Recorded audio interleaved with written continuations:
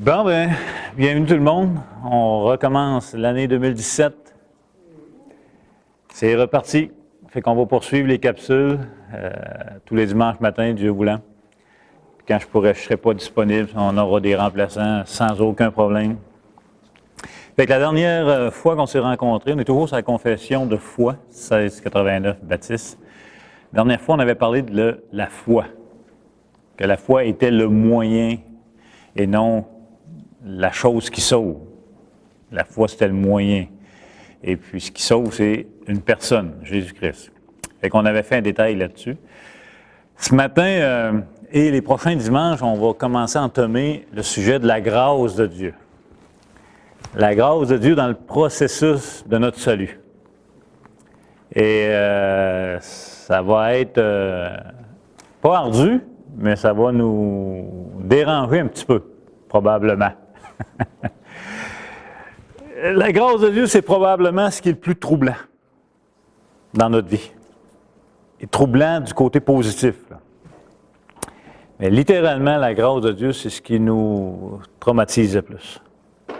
C'est dérangeant, mais c'est extraordinaire.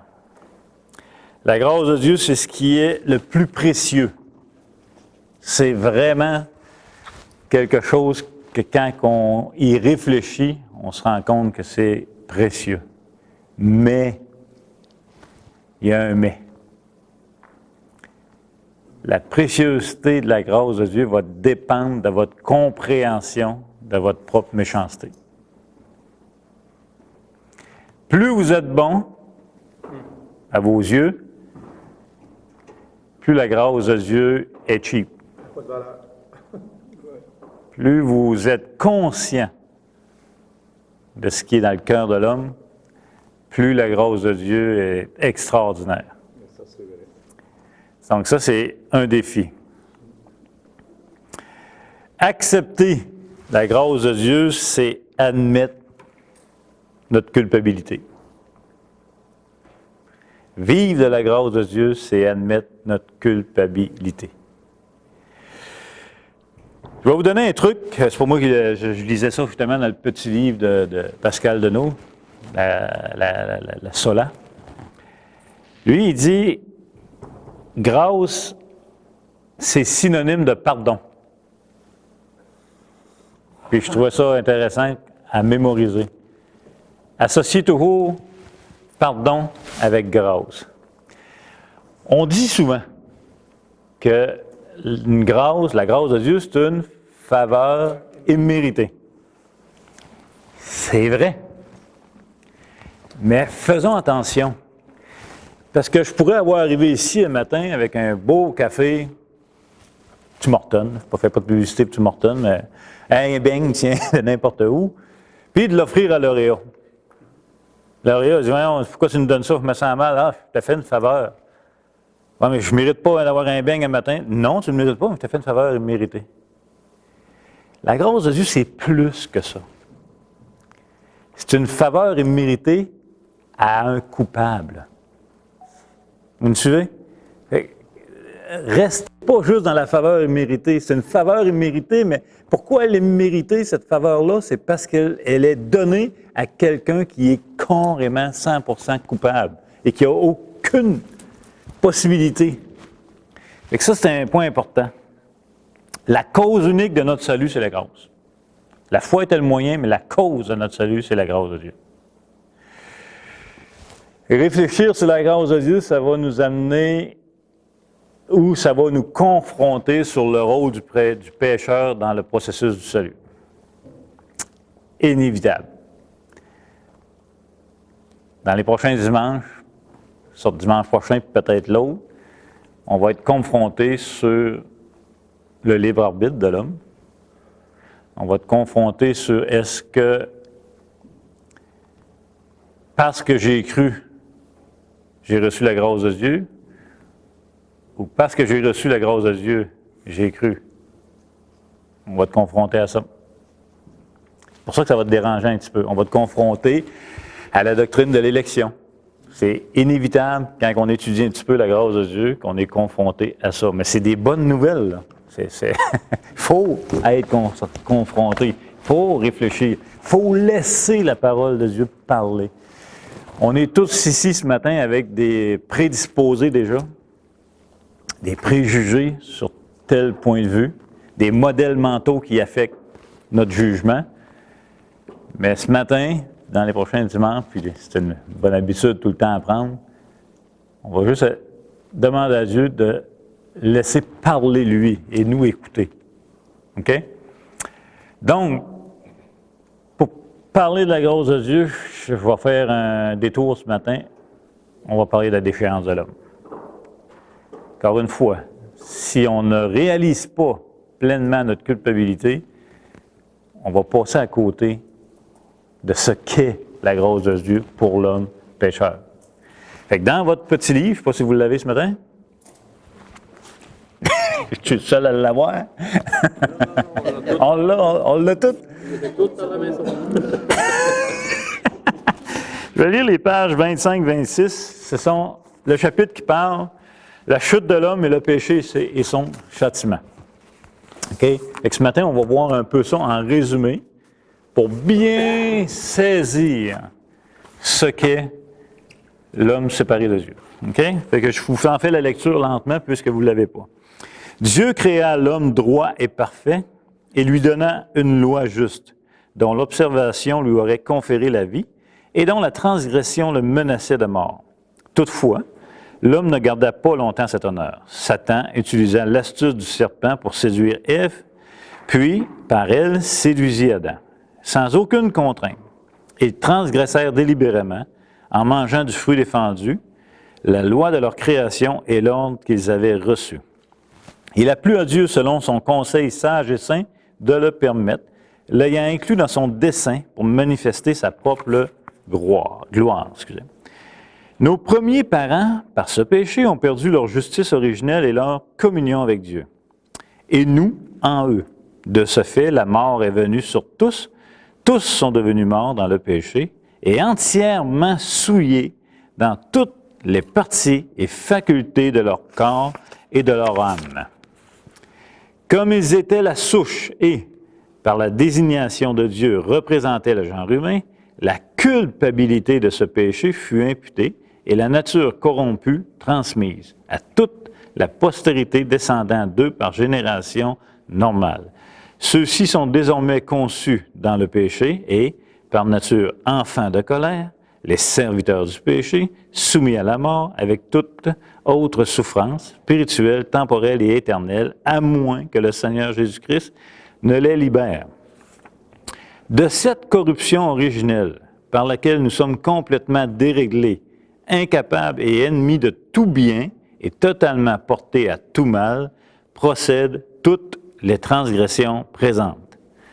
Cette corruption de nature demeure pendant cette vie en ceux qui sont régénérés et, bien qu'elle soit pardonnée et mortifiée par Christ, elle est vraiment, au sens propre, péché, tant elle-même que tous les premiers mouvements qu'elle entraîne. Je vous invite à le lire, à toutes lire les petites références bibliques qui y sont associées pour votre connaissance personnelle. Encore une fois, c'est beaucoup de thèmes qu'on a vus. Le péché imputé, nature pécheresse, aussi imputé, mais par descendance, celle-ci. Le texte nous dit aussi dans cette confession de foi que si on commet des péchés, c'est parce qu'on est déjà pécheur. Okay? Ça, c'est un point qu'on dit souvent, mais on va se le rappeler ce matin quand même. Vous n'êtes pas devenu pécheur en commettant des transgressions. Vous avez révélé votre nature pécheresse, que vous êtes séparé et mort spirituel en commettant des transgressions. Okay? C'est deux choses bien différentes. Si un enfant est mortel, c'est parce qu'il est pécheur. La mort vient de la chute. Mort physique, mort spirituelle, mort éternelle. Maintenant, le psaume 51,7 dit « Voici, je suis né dans l'iniquité et ma mère m'a conçu dans le péché. » David.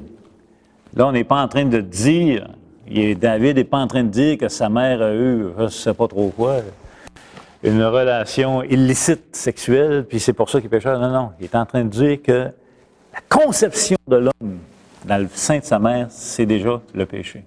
La nature pécheresse est déjà là. On est pécheurs par descendance, par nos parents. On hérite cette nature-là. Okay? 100%. Il n'y a personne qui est épargné. Elle va là-dessus. Dans Matthieu 15, 18, 19, Jésus va dire, « Mais ce qui sort de la bouche vient du cœur, et c'est ce qui souille l'homme.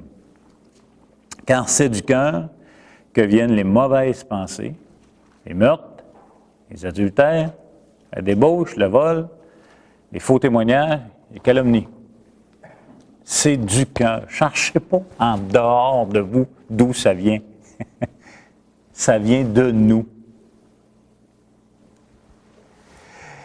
Et en passant, en pensée aussi. Hein. Chaque fois qu'on lit l'adultère, moi je ne suis pas coupable d'adultère, puis je ne veux pas savoir si vous avez été coupable dans votre vie d'adultère ou pas, c'est pas ça le point. Mais Jésus nous rappelle que celui qui convoite dans sa tête a déjà commis l'adultère. Donc c'est beaucoup plus grand. Ça a beaucoup plus d'impact dans nos vies qu'on puisse le penser. L'interprétation de la loi de Jésus-Christ pour nos vies, pour notre cœur. Le péché, c'est un principe de séparation. Hein? On l'a vu souvent. On est séparé de Dieu. À votre mort, vous allez être séparé du monde terrestre, des gens vivants sur cette terre. Vous allez être séparé de votre matière matérielle, si vous voulez. Et le fait que nous sommes séparés de Dieu, ça égale automatiquement une méchanceté dans ce que Dieu déclare de nous. Nous sommes méchants. Le cœur de l'homme est tortueux. Qui peut le connaître? Méchant comme vous l'êtes, dit Jésus. Vous vous souvenez? Néanmoins, il dit, méchant comme vous l'êtes, vous faites des bonnes choses, vous donnez des bonnes choses à vos enfants. Mais ça n'empêche pas Jésus de déclarer que nous sommes méchants. C'est vraiment important de saisir notre méchanceté. C'est une bonne nouvelle. C'est pas une mauvaise nouvelle, c'est vraiment une bonne nouvelle. La méchanceté est subtile. Souvent, ça peut être en simple pensée haineuse. Je veux dire, vous pouvez être en train de faire, vous n'avez pas une mauvaise intention, tout va bien, puis à un moment donné, paf, il te montre des pensées dans le cerveau haineuses qui, c'est ce qui se fait, tes petites bases quasiment à la tête, on va dire, ça. D'où ça vient, ça, là? Comment c'est si naturellement monté à mon esprit? Tu comprends? C'est l'effet du péché.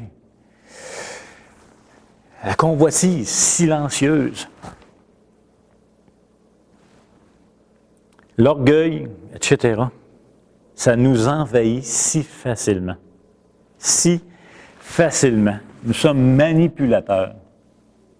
Si on est honnête avec nous autres. On est menteurs. On est méchants. La nature pécheresse. Il n'y a rien de bon. Absolument aucun homme n'est libre de la méchanceté de son cœur. Personne n'est épargné. Il n'y a personne qui a cette liberté-là. On n'est aucunement libre de ce qu'est notre cœur séparé de Dieu. C'est pas tout le monde qui est conscient de ça. Si tout le monde était conscient, il y aurait une simplicité dans l'évangélisation qui régnerait, tu comprends? Les gens ne s'interprètent pas nécessairement comme méchants. Ils s'interprètent selon leur propre jugement, séparés de Dieu, déclarant ce qui est bien et ce qui est mal. Mais le croyant doit vraiment supplier Dieu. Quand je dis supplier Dieu, là, c'est vraiment une prière à faire à notre Dieu qui nous fasse voir notre méchanceté. Pas celle du voisin. Celle du voisin, on n'a pas moins de personnes pour la voir.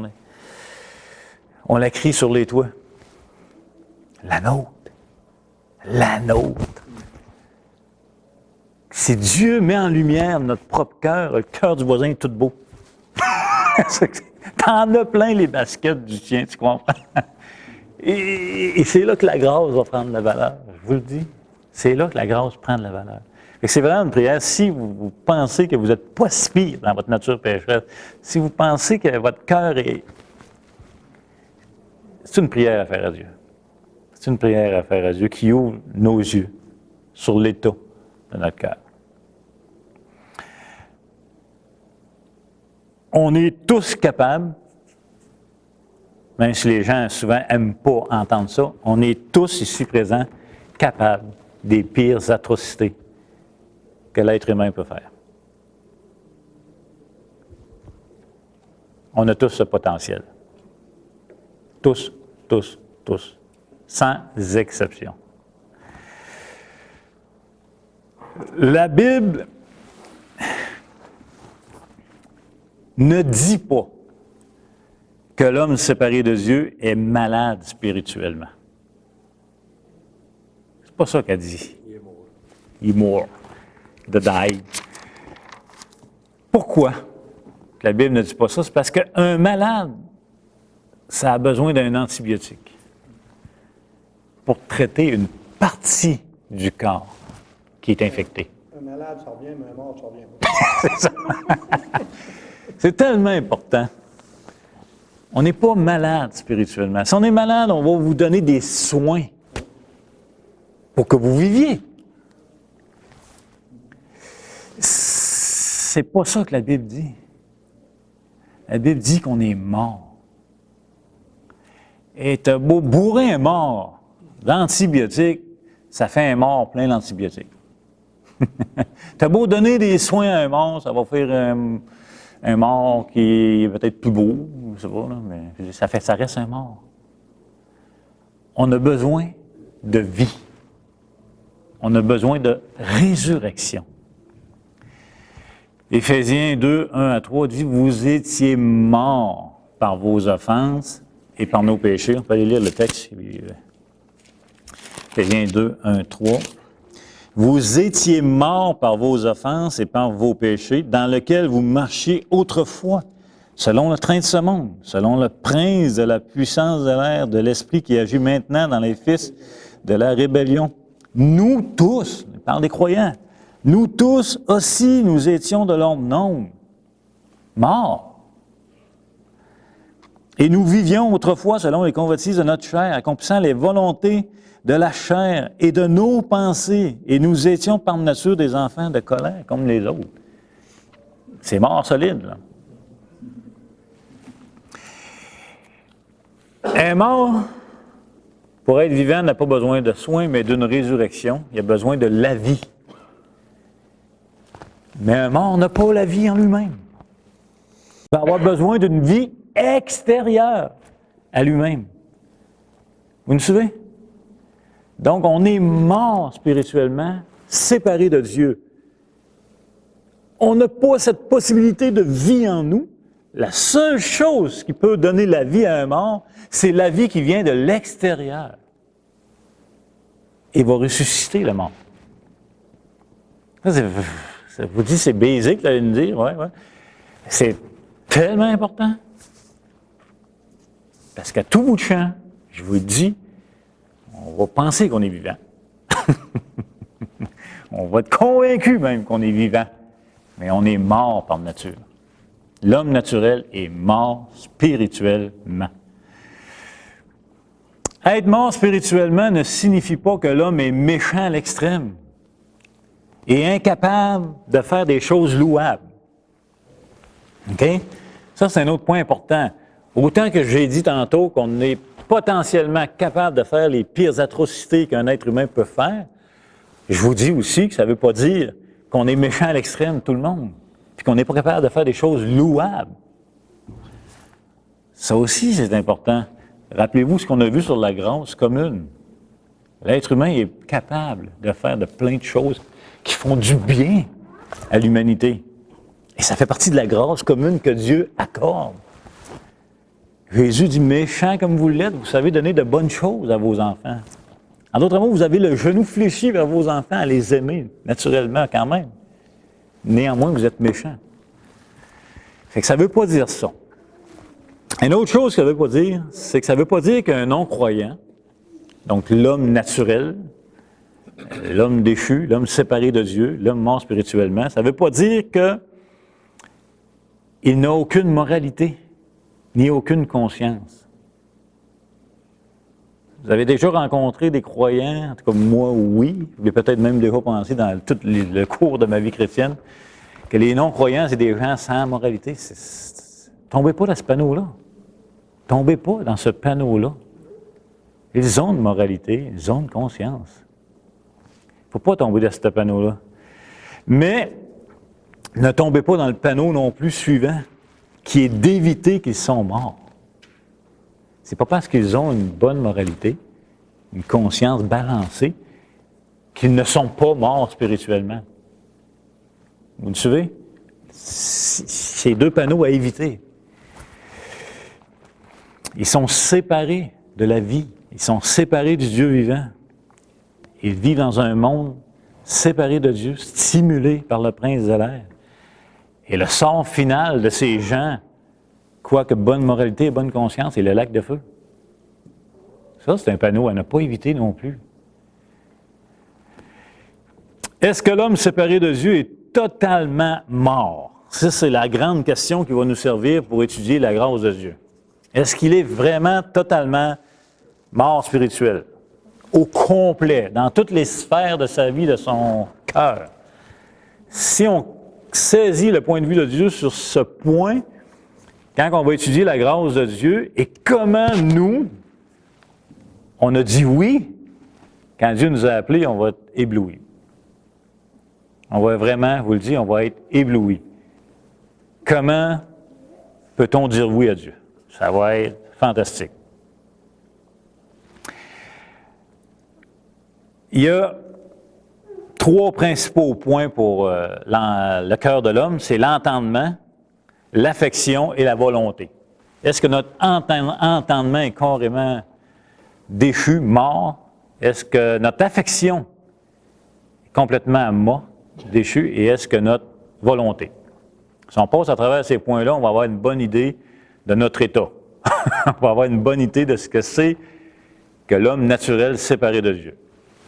Et on va laisser aussi les Écritures parler, je parle beaucoup, mais... L'entendement. L'homme mort ne raisonne pas bien. C'est pas qu'il raisonne pas.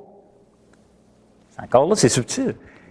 Il ne raisonne pas bien. Mais il raisonne. Je vois Albert, il raisonne peut-être plus qu'un croyant, là. Sa vie, c'est du raisonnement. Oui. Quand Jésus dit que, tu sais, on pense quand on est mort, on pense à un mort. Mais en réalité, la manière que Dieu voit ça, c'est que la mort, ça égale ténèbres. Il y en a qui marchent dans les ténèbres, puis il y en a qui marchent, le croyant marche dans la lumière. Mm-hmm. Donc, ce n'est pas vraiment un état de mort dans lequel tu es complètement inactif. Tu fonctionnes, mais dans la mort. Exactement, Au lieu oui. de fonctionner dans la lumière qui est de fonctionner dans la vie. Ouais. Et ça fait qu'il y a une partie de nous autres qui résonne et qui résonne dans la mort, dans les ténèbres. Exactement. Mais c'est important de faire la distinction. Donc, ce n'est pas qu'on ne raisonne pas en tant que pécheur, mais on raisonne sous l'influence de qui t'a appris que tu es nu. Dans le cours, je pense qu'Olivier, moi Olivier, tu sais, le cours de Pasteur Jeff sur implantation d'évangile, combien de fois il revient souvent sur le qui. Tout le raisonnement de l'être humain séparé de Dieu est basé sur une autre lumière qui, elle, est appelée ténèbres, qui provient de qui t'a appris que tu es nu. Ça ne vient pas de Dieu. Donc, toute l'origine du raisonnement de l'homme naturel est mort, puisque ça vient des ténèbres. Ça ne vient pas de Dieu, c'est séparé de la vie. C'est pas qu'il ne raisonne pas. Il va même découvrir des principes, des lois de Dieu extraordinaires, mais il ne les associera jamais à la vraie lumière. Vous me suivez? Ça, c'est vraiment important. Il va être le juge de toutes choses. Il va raisonner, il va juger, il juge. C'est lui qui va délimiter tout ce qui est bien et mal selon son raisonnement. Mais c'est un bien et mal séparé de Dieu. Il va dire que c'est bien l'avortement et que c'est mal de ne pas avoir le choix de tuer l'enfant. Je prends des exemples forts, là, mais anyway. Éphésiens 4, 17, 18, 19. Sur l'entendement. Ça va vite, ça va vite, ça va vite. Éphésiens 4, 17, 18, 19. Voici donc ce que je dis et ce que je déclare dans le Seigneur. Vous ne devez plus marcher comme les païens qui marchent selon la vanité de leurs pensées. Ils ont l'intelligence obscurcie. Ils sont étrangers à la vie de Dieu. À cause de l'ignorance qui est en eux, à cause de l'endurcissement de leur cœur, ayant perdu tout sentiment, ils se sont livrés au dérèglement pour commettre toute espèce d'impureté jointe à la cupidité. Tout le raisonnement de l'être humain séparé de Dieu et ennemi de Dieu en passant. Au complet. Un mort spirituel n'a pas la capacité de raisonner en lui-même pour se tourner vers Dieu. OK? Sinon, fiez-vous sur moi que tout le monde se tournerait. L'affection. L'affection aussi est totalement déchue, totalement morte. Romains 8, 5, 8. Je sais que c'est des textes peut-être qu'on lit souvent. Romains 8. Ceux, en effet, qui vivent selon la chair s'affectionnent aux choses de la chair, tandis que ceux qui vivent selon l'esprit s'affectionnent aux choses de l'esprit. Et l'affection de la chair, c'est la mort. Mort.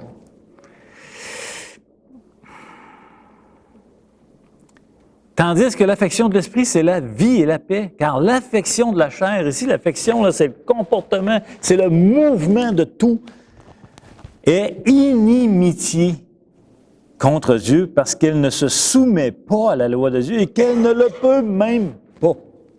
Et si on laisse le texte nous envahir, si on laisse le texte nous parler, si on médite ce texte-là, tu te dis, attends, Seigneur, ça n'a pas de bon sens. Tu es en train de me dire qu'on t'haït? Eh oui. L'homme naturel n'aime pas Dieu. N'aime pas. Il ne l'aime pas. Il ne pourra jamais l'aimer. Jamais. Jamais avec un Z. Je ne sais pas qui disait ça. Hein? Dans Petite Vie, non? Qui disait ça? Dans... Jamais. C'est une vieille histoire des pays d'en haut, je ne sais pas trop. Hein? Anyway. L'homme naturel, il aime le péché. Il aime son plaisir. Il aime son autonomie. Il aime être Dieu. L'Écriture nous déclare qu'il est ennemi de Dieu. Il n'aime pas Dieu. Vous n'avez pas aimé Dieu pour se tourner vers lui. Ça n'a pas parti d'un mort. Ça a parti de la vie vers vous. La volonté. Et en passant, vous allez me dire, ouais, mais l'homme naturel, il me semble qu'il parle beaucoup de Dieu, ou il aime beaucoup Dieu, il en parle. Oui, c'est vrai qu'il en parle beaucoup, souvent. Certaines personnes vont en parler énormément. C'est pas Dieu de l'Écriture qu'il aime. C'est pas Dieu de la Bible qu'il aime. C'est pas Jésus-Christ qu'il aime. C'est Dieu fabriqué à son image qu'il aime, qui lui donne le nom de Dieu en passant. Et des idoles. La volonté. Bon, peut-être qu'au niveau de la volonté, on en a un peu. On a-t-il un petit quelque chose? Bon, Romains 3. Boucle toute possibilité. Romains 3, on peut lire le verset 12. Idéalement, ce serait de lire la section au complet, mais oui. Il n'en est aucun qui fasse le bien, pas même un seul. C'est pas le seul endroit qui en parle. Il n'en est aucun qui fasse le bien, pas même un seul. Ouais, mais j'ai une grosse volonté, moi, Seigneur. Il y a plein de gens qui font avec leur volonté vraiment du bien. Il n'en est aucun qui fasse le bien, pas même un seul. Il n'y a pas une perte de mémoire dans l'Écriture, là. Ça inclut l'humanité ici. Tous. Bon. Le bien de l'homme séparé de Dieu est considéré comme mal pour Dieu.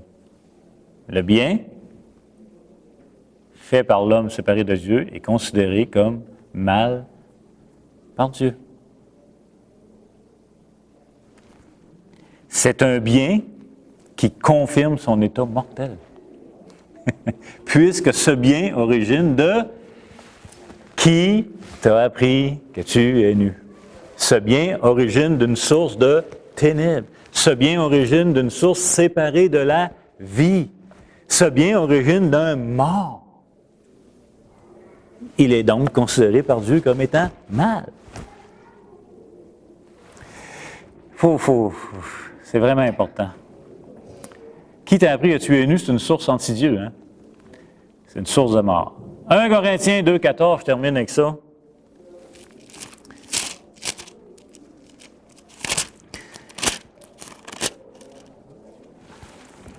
Mais l'homme naturel, juste pour qu'on se comprenne tous ici, c'est le non-croyant. L'homme déchu, dans son état déchu, ou le croyant dans son nature déchue ou dans son cœur déchu, si vous voulez.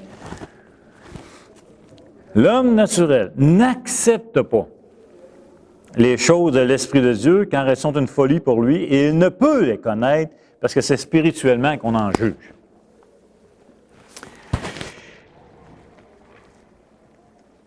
Si l'homme naturel ne connaît pas la vérité, qui est la vie, qui est Jésus-Christ, si l'homme naturel ne se convertit pas,